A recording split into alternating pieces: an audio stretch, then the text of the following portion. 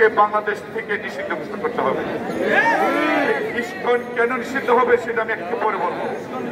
আরেকটি বিষয় হচ্ছে আমাদের আইনজীবীদের সুরক্ষার জন্য আমাদের আইনজীবী সুরক্ষা আইন তৈরি করতে হবে।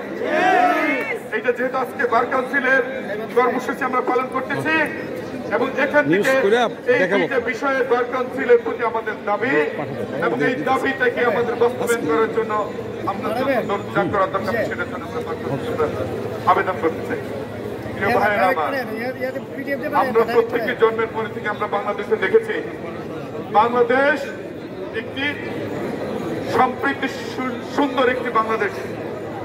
এখানে হিন্দু, মুসলিম, বৌদ্ধ, খ্রিস্টান এবং উপজাতি সহ সকল ধর্মের লোকেরা সেই হাজার হাজার বছর আগে থেকে শান্তিপূর্ণভাবে এই দেশে বসবাস করতেছে। প্রিয় ভাইয়ের আমার, এই বাংলাদেশ কিন্তু আজকে 2 দিনের বাংলাদেশ বললে হবে না।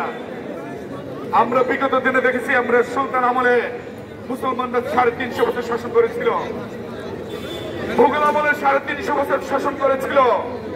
যদি সেই মুসলমানরা যদি বিধর্মীদের প্রতি আক্রমণ করত তাহলে এই দেশে হিন্দু নামের কোন ঔষধ খাওয়ার জন্য কাউকে খুঁজে পাওয়া যেত না ভাইয়ের আমার। কিন্তু মুসলমানরা যখন শাসন করেছিল তারা প্রত্যেকটা ধর্মের পালনের জন্য তারা স্বাধীনতা দিয়েছিল। এই জন্য প্রত্যেকটা ধর্মের লোক তারা নিজ নিজ ধর্মের সঠিকভাবে পালন করেই এই বাংলাদেশে অবস্থান করতে তারা বসবাস করতে। প্রিয় ভাইয়ের আমার, আমরা বিগত 17 বছরের একটি স্বৈর শাসন দেখেছি। এই স্বৈর শাসন কার উপরে ভর করেছিল? কার উপরে ভর করে এই বাংলাদেশের মানুষকে এইভাবে হত্যা, গুম, নির্যাতন করেছিল? সেই কারণে হচ্ছে প্রিয় ভাইয়ের আমার, যদি ইস্কন যদি কোন ধর্মীয় সংগঠন না হয়ে থাকে, আমরা জানি সনাতন ধর্মে হিন্দুর মধ্যে তাদের মধ্যে অনেক বিভাগ আছে, তাদের ধর্মীয় কোন বইতে ইস্কন নামের কোন শব্দ পাওয়া যায় না। এই ইস্কন হচ্ছে রর সরাসরি এজেন্ট।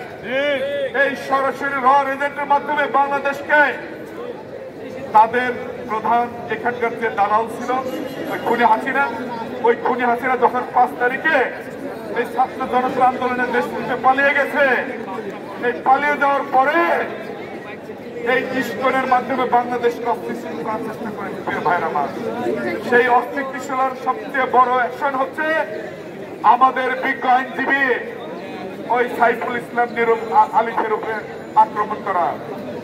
আমরা এই আক্রমণের শুধু প্রতিবাদ করে ক্ষান্ত হব না, আমরা এই আন্দোলনের কারণে, আমরা এই আক্রমণের কারণে সাইফুল ইসলাম আলিফে হত্যার কারণে ইস্কনকে বাংলাদেশ থেকে বিতাড়িত করবই। আমরা এই হত্যার বিচার না করে আমরা রাজপথে করবো না। প্রিয় ভাইরা আমার, বাংলাদেশের যত আইনজীবী আছে, যত প্রসিকিউশন আছে, এই হত্যার বিচার আমরা নিশ্চিত করবই। ধন্যবাদ সবাই।